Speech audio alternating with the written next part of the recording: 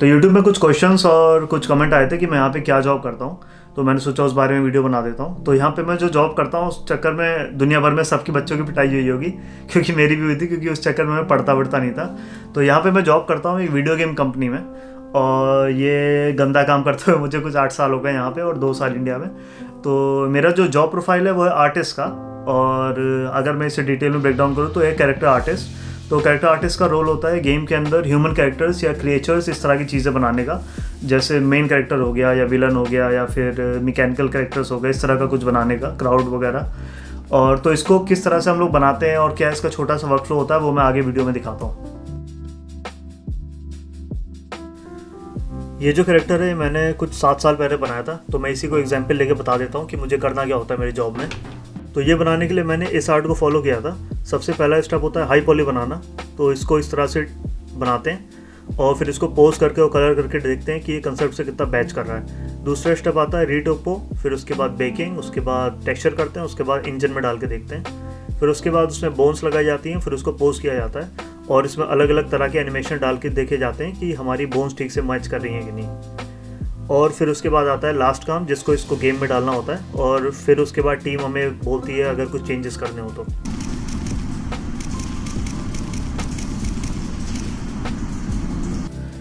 ये तो मोटा मोटा मैंने एक्सप्लेन कर दिया कि हमारा वर्कफ्लो क्या होता है गेमिंग इंडस्ट्री में। बहुत सारी चीज़ें और भी हैं डिटेल में, जैसे कि पॉली बजट एक चीज़ होती है, टेक्सचर रेजोल्यूशन होता है, क्लोज सिमुलेशन, हेड सिमुलेशन, बहुत सारी डिटेल में अगर जाऊँगा तो वीडियो बहुत बोरिंग हो जाएगी। तो अभी मैं एक बेसिक कैरेक्टर बना के दिखाता हूँ। स्पंज बॉब शायद सब नहीं देखा होगा, निकलोडियन पे आता था, तो वो मेरा फेवरेट है। तो मैं उसको स्कल्प्ट करके दिखाता हूँ कि उसका प्रोसेस क्या होता है, शायद इंटरेस्टिंग लगे। सबसे पहले हमें रेफरेंस शीट बनानी पड़ती है जिसमें कैरेक्टर्स पूरा दिख जाए।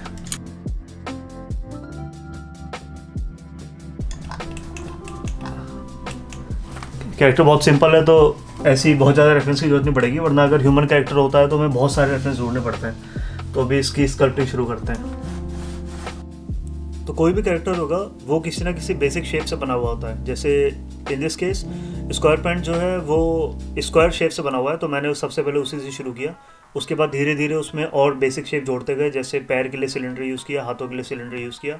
वो सबसे ईजी वे होता है किसी भी कैरेक्टर को स्कल्प्ट करने के लिए। सो नेक्स्ट स्टेप में इसमें हम थोड़े से कलर डालते हैं और अब बारी आती है स्पंज बॉब की मुस्कान बनाने की। तो हर आर्टिस्ट की अप्रोच अलग अलग होती है। मैं बेसिक शेप से शुरू करता हूँ और उसके बाद धीरे धीरे फाइनलाइज करता हूँ।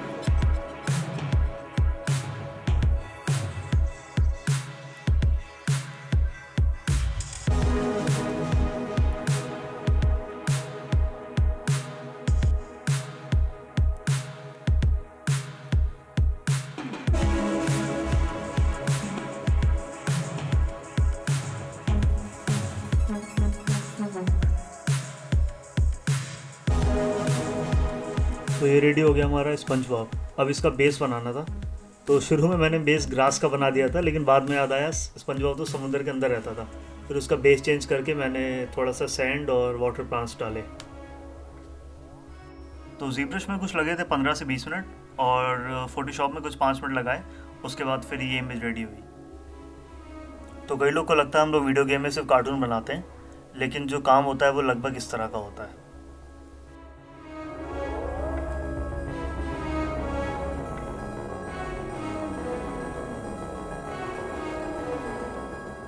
तो अजय भाई, ये कैरेक्टर यूज़ कहाँ पे होते हैं? तो ये कैरेक्टर्स यूज़ होते हैं जैसे प्ले स्टेशन की गेम में, एक्सबॉक्स या फिर पीसी, डिपेंड करता है आप कौन से कंसोल पे खेल रहे हो। अजय भाई, 1-2 गेम के कैरेक्टर दिखा सकते हो? और वो सारे गेम मैं यहाँ पे दिखा नहीं सकता क्योंकि ये पब्लिक प्लेटफॉर्म है और यूट्यूब पे इस तरह से मैं यूज़ नहीं कर सकता, कुछ कॉन्ट्रैक्ट वगैरह के चोचले हैं। तो अजय भाई, मेरी ड्राइंग बहुत सही है, क्या इस फील्ड में आ जाऊँ मैं?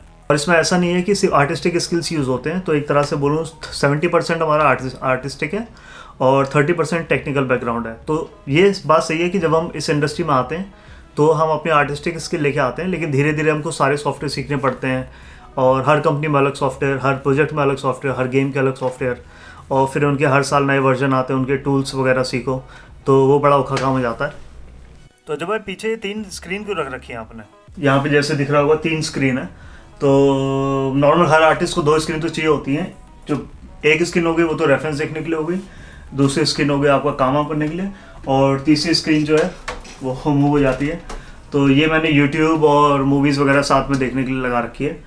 और जो टेबल पे चीज़ें हैं वो है नॉर्मल हेडफोन तो चाहिए होता है, कीबोर्ड, माउस, और सबसे ज़रूरी है पेन टैबलेट। तो इसमें टैबलेट है, पेन है, जो कि ड्राइंग और स्कल्पटिंग करने में बहुत यूज़फुल रहती हैं। और बाकी एल्बो रेस्ट है, ग्लासेस हैं। ग्लासेस तो अगर इंडस्ट्री में लॉन्ग टर्म काम करना तो ग्लासेस तो यूज़ करो ही। तो यहाँ पे वीडियो ख़त्म करते हैं। अगर और कोई क्वेश्चंस हो तो कमेंट में डाल देना, और अगली वीडियो देखता हूँ, बना दूँगा। बाय।